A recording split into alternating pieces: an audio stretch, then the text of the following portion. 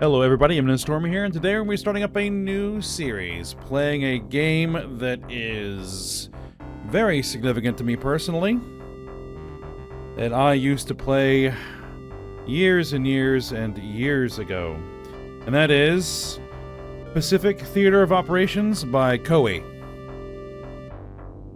This is I guess what you might call a grand strategy game, set around the Pacific Theater during World War II, where you take control of either the Japanese Navy or the Allies Navy in an attempt to win the war in the Pacific. And I played this game back in the 90s on Sega Genesis. And that is what we're doing right now. I located my old cartridge, so this is an actual physical cartridge that we are playing this on a piece of physical hardware. So no emulators, no ROMs, none of that.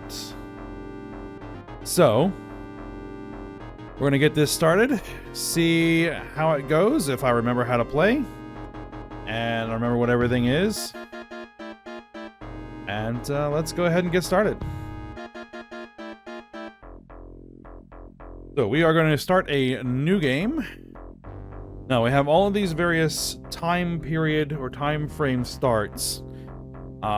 This kind of sets you up to see, if you can win from any of these points. We're going to start at number 1. Negotiations break down November 1st, 1941. So this is actually before the war even started. We're going to be one player. We're going to be playing as Japan. Now, the reason why we're playing as Japan is because it is significantly more difficult to play as Japan. You get less resources, you get less ships. So it's a more significant challenge. I'm going to set wait time. This is how long messages stay on the screen during battle.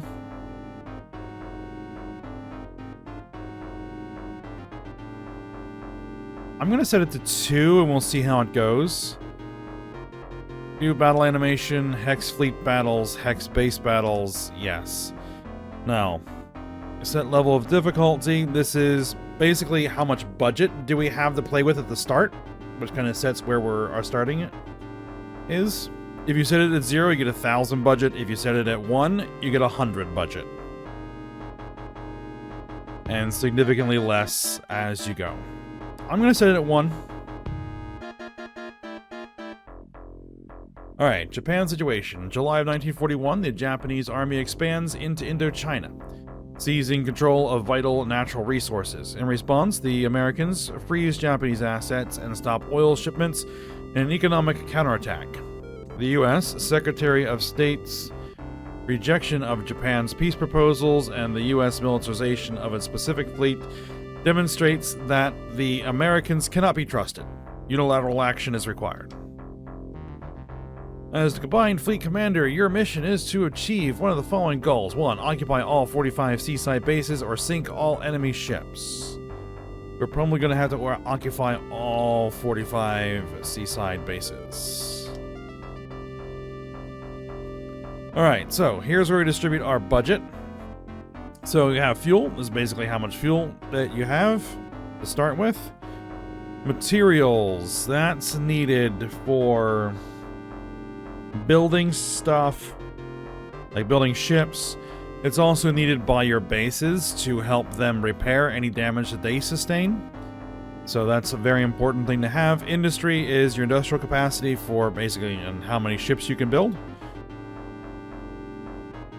And then intel, I can't remember what intel was. It's not that important, I don't think. Artillery is basically the firepower that your ships have. Steel is the armor that your ships have. Engines is how fast your ships can move. Aviation is how good your planes are. Electronics is how good your electronic systems are, like radars and stuff like that. You need to hit certain thresholds to be able to unlock certain technology. So I'm going to go ahead and distribute this out, and I will be back once I have made my decisions. Alright, so this is what I've decided upon.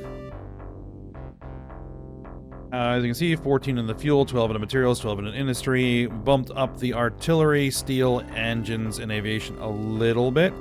And poured a lot of points in electronics because that was very, very low. And I'm going to want that relatively soon. So. We're sure? Alright, so. Here is where we establish what our various admirals can do. So, the admirals have a stat budget that is spread across the 4 stats: Sea, Air, War, and Bravery. Sea is how good they are commanding ships that use guns, so destroyers, cruisers, battleships. Air is how good they are at commanding and utilizing aircraft carriers. War is how good they are at in the War Council. You're going to be going into the War Council a few times, a lot, to, you know, do things like advance our technology and, you know, build planes, do diplomatic negotiations, that kind of stuff. And you have to kind of convince, you know, the rest of the military to do what we want. And the higher the war score is they have, the easier that is to do. Bravery is that commander's propensity to stand and fight rather than retreat. You actually don't want that really, really high, because if that gets really, really high, they will stand and fight in situations where they should retreat. Right? And they'll get their ships damaged, destroyed, things like that when they don't need to. So I usually like to have that kind of moderate levels of bravery. So the way this works is, as you can see, they're kind of randomly shifting, and if we press a button, it'll set and we say, are you sure? Yes or no. We can say no, it goes back in there and we can pick. Right? And we have a whole bunch of commanders we need to go through. And so this is going to be a whole process of me just basically doing this as I look for a stat distribution that I like. Right, we need at least one commander that has a really, really high war stat. Other than that, I need to make sure that I have a bunch of commanders that are balanced between sea and air for, you know, doing combined fleets. Some commanders that are really, really good at sea for either fleets that are just a bunch of surface vessels or submarine fleets. Those are all submarines as well. And I need at least a couple of commanders that are really good at air for primary carrier fleets. So, I'm going to go ahead and work on this myself for a little bit, and then I'll be back once I'm done. Alright, I got all my commanders established. I might kind of go over kind of what I got once we're actually in the game. Alright, so we're ready. Yes.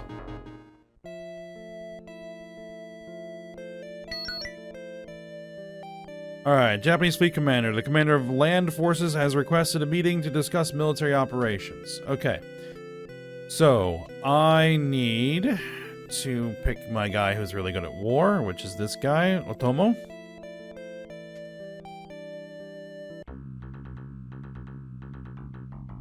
Alright. We have a proposal for military targets. We're going to make a proposal. Alright, my proposal is we go after Sarong.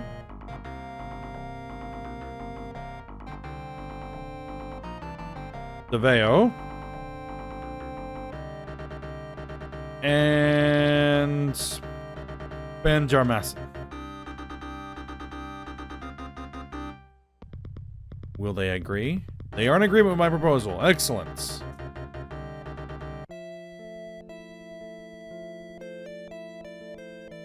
Okay. Yeah, so basically each turn is a day. Some things on your turn, some things won't. So. Here we are, Japanese #1 Fleet. We're in Koei Naval Base. And one of the first things that we're going to go ahead and do is we're going to completely rearrange the fleet. So go to Orders, Arrange, Formation of Port. I want to discharge. Now, actually, before we do that, one of the kind of quirks here with this game is that you have this menu, which is basically all of your nation or your national national level activities that you can do. You know, we can produce arms, so we can make bombers and fighters and things like that. We can, thinking internal, you can improve the industry, diplomacy, engaging in diplomacy, base policy, and, you know, all this stuff. You cannot do any of this if the #1 fleet is not in home port. Because the only fleet that you directly control is the #1 fleet. All the other fleets in the entire game that you just issue orders to, and then they go out and do it, and it's completely up to those fleets' commanders to do whatever you tell them to do. You have no direct control over those fleets at all. Also, if you move the #1 fleet to a different port, you have no access to this. So pretty much for the most of the game, the #1 fleet is going to be staying at home port, so that I can actually, you know, do stuff until things are pretty well where I want them, and then once we're kind of done with this, if there's not much more, maybe we'll go ahead and venture out with the #1 fleet. But we'll be staying at home. So what we're going to do is basically we're going to discharge. As I was saying, we're going to discharge most of the ships in the #1 fleet because we need them on other fleets. These are troop transports. We don't need troop transports. These are freighters. We don't need freighters. All of the fleet carriers here: Shokaku, Zuikaku, Akagi, Kaga, Soryu, Hiryu. Battleships: Haruna, Hiei, Hiroshima, and Kongo are all going to be discharged. I'm going to keep the cruisers and destroyers, so that I'll at least have some ships, just in case they decide to attack Koei. We need to at least have some ships here. So, we're going to discharge that. Now, the #1 fleet commander is going to be our war commander, because that's the one we're always going to want to have at port. So, alright, Tone is going to be our flagship. Excellent. And then let's go ahead and discharge. Oh yeah, we're going to discharge basically all of my other fleets.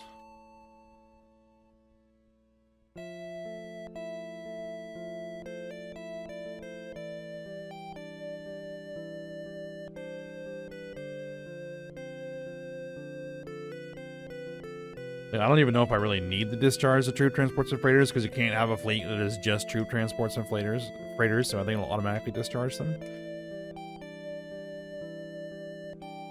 And basically what discharging is just putting all my ships in reserve.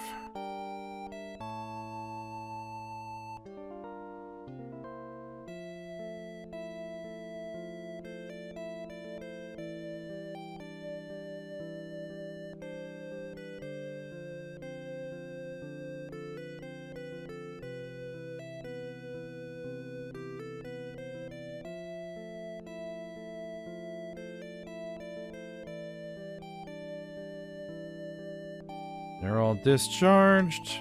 Discharge the 5th fleet.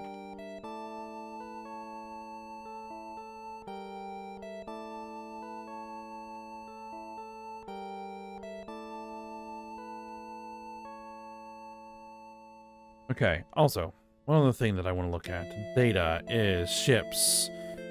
I don't think we have anybody under repair. No. Yeah, that's noise. Alright, here's all of our ships in reserve. Okay. being built. So we do have a whole bunch of ships that are under construction right now. Alright, and that first column, Mo, is... how many months is it going to be until that ship is actually done being built? What I want to look at is who is coming out soon? The CVL, the light carrier Shoho, is going to be out in 2 months. The Yamato is going to be out in 2 months. Destroyer Yugumo is going to be done in 1 month. Next month. Okay. So pretty much we have a carrier and a battleship. Well, a light carrier and a battleship. The Super Dreadnought Yamato. It's going to be done in 2 months. Alright, so what we're going to do is orders, arrangement, port, new.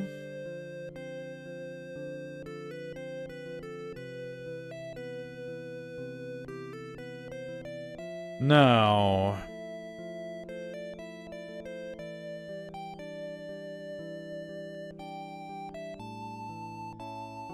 I'm going to leave a certain number of ships in reserve. So this fleet, number 2 fleet, is going to take Soryu and Hiryu.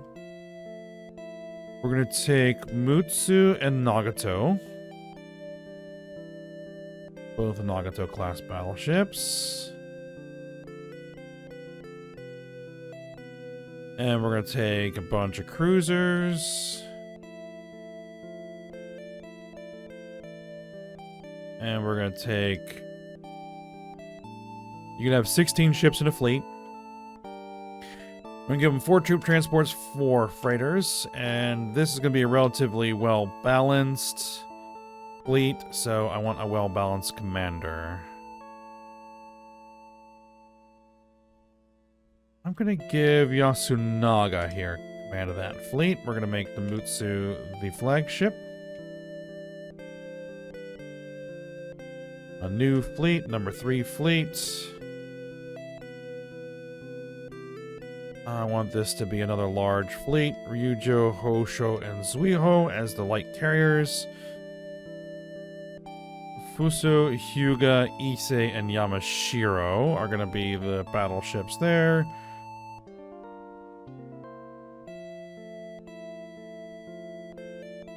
Four cruisers and 5 destroyers. That should work. Troop transports and freighters.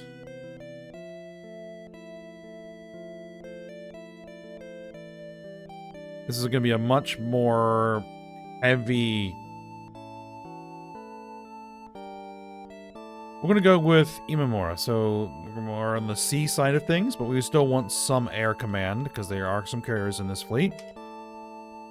We'll make Fuso the flagship. Alright, now... We're going to leave the 4 carriers here and the remaining battleships in port.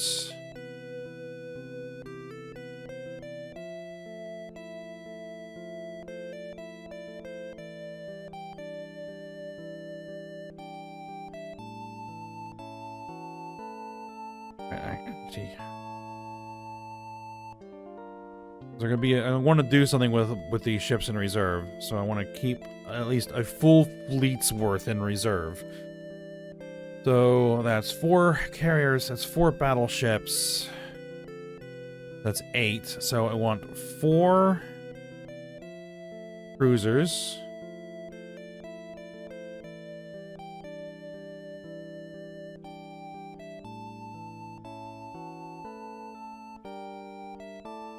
And we're going to want 4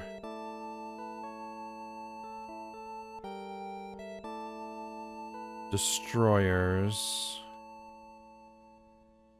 So we'll take the rest of these.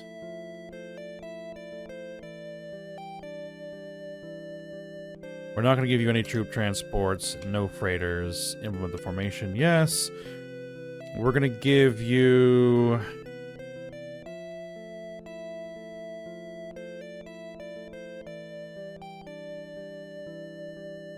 Let's go with Takaseki.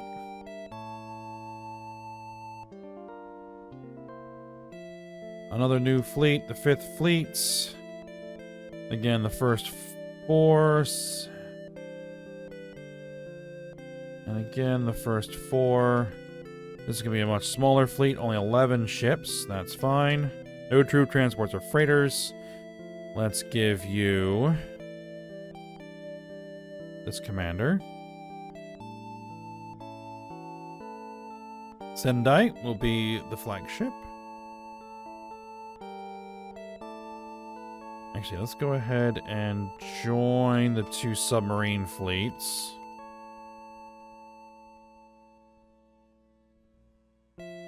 Fukuyama is going to command those. Well, we're gonna be reworking here.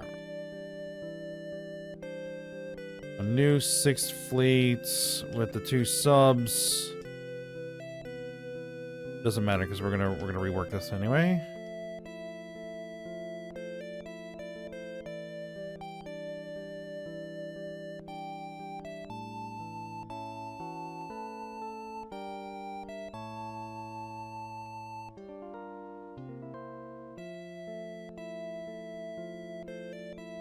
Now, I'm going to split this into 2 fleets. Right, 4 submarines each. The 6th Fleet commander is going to be Uchida, and the 7th Fleet commander is going to be Fukuyama. I-19 and I-9. Excellent. Now, I think that's good. What we're going to do is we're going to order our ships to supply. I think this will actually end turn. I'm going to leave the 2nd and 3rd fleet. The 4th fleet. So this is basically how many fighters and bombers, how many scout planes. Some of these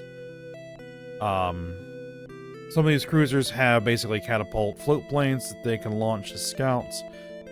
How many soldiers do we load on board? We're not loading any soldiers into this fleet. 100% fuel. Alright, Sendai fleet. You have some scouts. Definitely want them to have some scouts. 100% fuel. And the 2 submarine fleets. 100% fuel.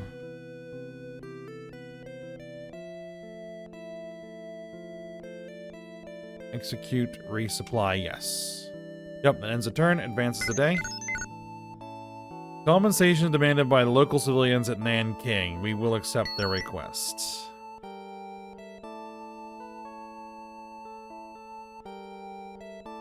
Alright, we're waiting for resupplying. Now, we want to go into a conference. I want to raise skill. Otomo. I want to raise my electronics skill. I have 500 budget. I want to spend 200 of it on electronics. They're in agreement. Electronics skill rose to 74. So 50 points is 50 budget is 1 point in a skill. We have developed search radar and gunnery radar. That is why I wanted to crank that electronics up so that we get radar. So what we're now going to do is we're going to go ahead and fix, and we're going to do total repair. Basically putting a bunch of ships in dry dock to be overhauled. And it's going to be all of the remaining ships in port. All right. Yeah, I want to bump my carrier's load. This is how many planes they can hold, up to 80. I want you guys to at least be able to do 30 knots. I want your anti-aircraft capabilities bumped up to as high as they'll go, and also your Fort is basically their armor. If, you know, how much health the ship has. We don't need any anti-ship capability on the aircraft carriers. If they're firing at ships, something has gone wrong. Alright. These are the Kongo-class battleships, so they're already pretty quick. We can bump them up to having more scouts. What I want them to have...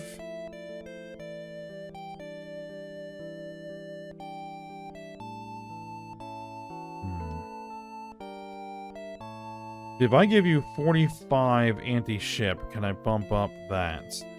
Yes. So we're going to improve their anti-ship capabilities and increase their anti-aircraft armament and bump up their armor.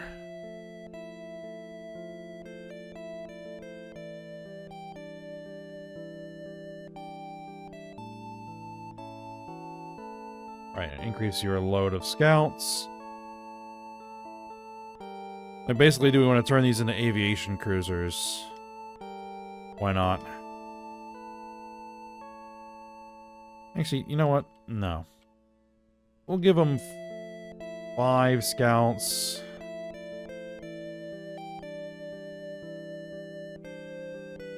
$531.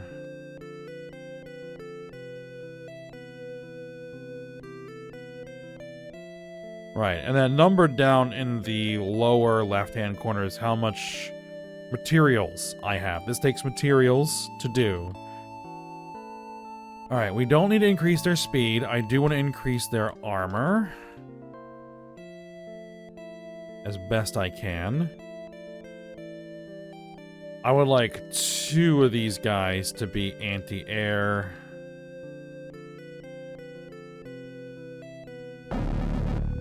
Okay.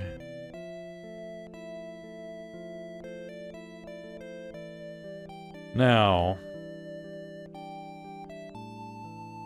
for destroyers, you actually don't want them to have very high anti-ship. If you put their anti-ship too high, then they won't use their torpedoes. They'll try to use their guns, and you don't want that to. So we increase their anti-aircraft, increase their health. You don't need to worry about their speed. So I think that the anti-ship does not apply to torpedoes for some reason.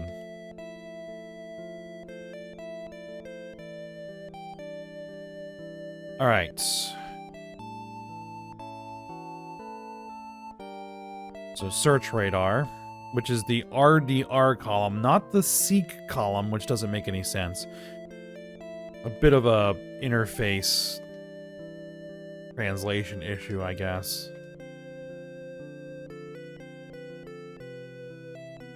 I don't think we're gonna put search radar on the destroyers.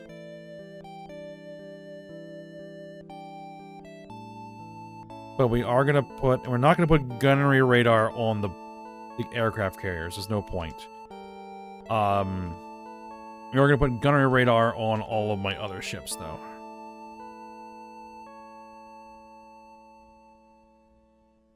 Ooh, we are running short on materials. Yeesh. Okay. It'll take 5 months for that overhaul.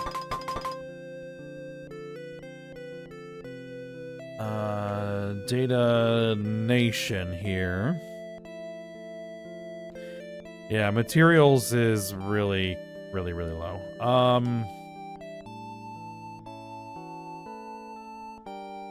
I don't think there's anything I have that can raise that.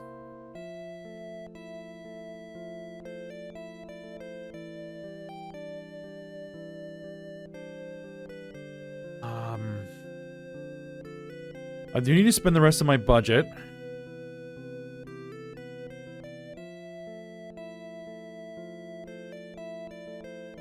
Let's see, let's get a couple of 100 more bombers. So let's produce arms. Bombers, 200 bombers. That will end. Enemy warships detected near Saigon. Includes a CV. Really?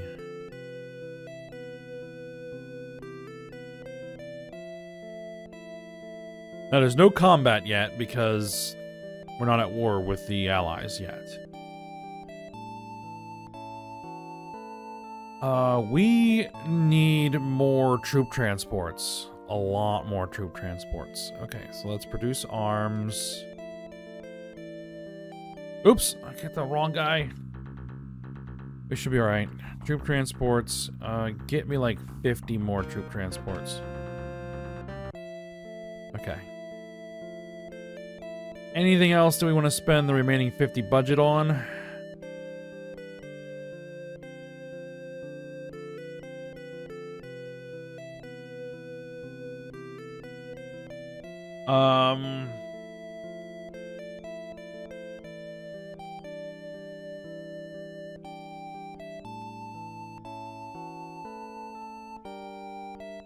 It's not be really any point to raising skill. I can raise one skill by 1 point.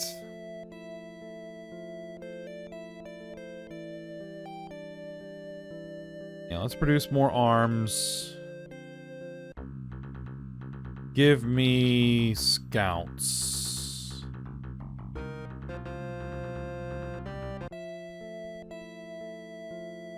Hong Kong is under bombardment. Yeah, we are actually attacking China, so there's that. Okay. So our ships should be supplied. So we can port the parts. The 4th Fleet and the 5th Fleet. Alright, 4th Fleet, I want you to port call at Truk. That's an incredibly important base for us to hold, so I want to have a fleet station there. I want you to port call...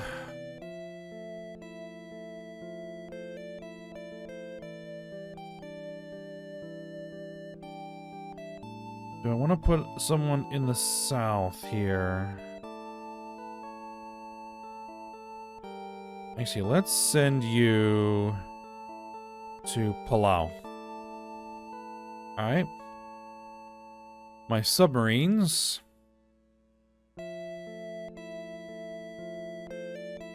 I want at least one... I want to send all my submarines to Truk. Send all the submarines to Truk.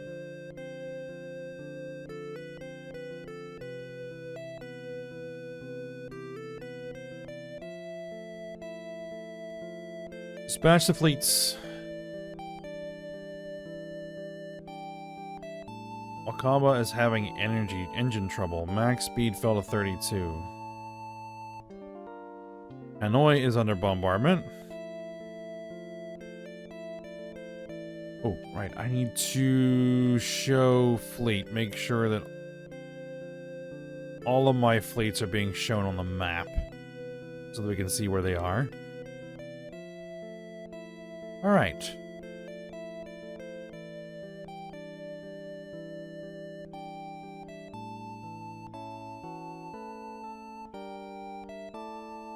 The next thing that I want to do is go ahead and start supplying the 2nd and 3rd fleets. These are going to take a while.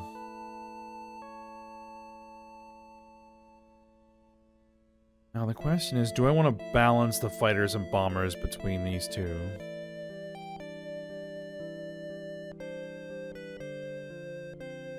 Or do I want to have them...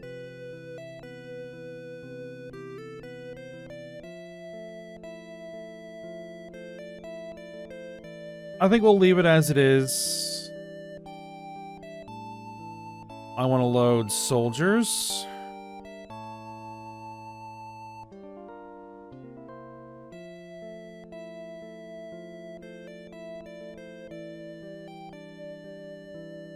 And my troop transports, we're going to load soldiers. And we're going to fuel them up. Alright, with Fuso, let's see, you guys are all balanced. Actually, that's fine for the light carriers.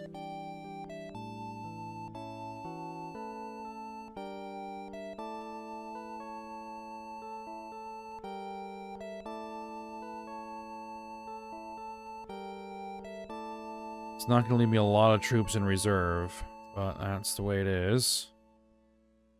27 days for Mutsu and Fuso, the 2nd and 3rd fleets, to get fully resupplied.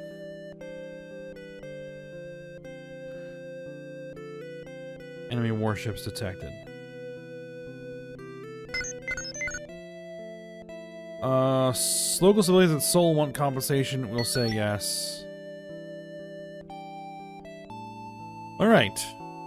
I think that is where we're going to go ahead and stop. We got our first fleets arranged. We got them supplied. We got ships moving. Getting ready. And we've got our just our first budget spent. All that good of stuff. Alright, we need to go look at supplying our bases. We need to look into some other things like engaging in some diplomacy. And managing our bases is kind of the big deal next. Because we have limited resources and we need to make sure that they are where they need to be. Alright, but we'll go ahead and stop here. So, hope you guys enjoyed it. Thanks for watching. Go ahead, like, subscribe, and comment, and I will see you next time.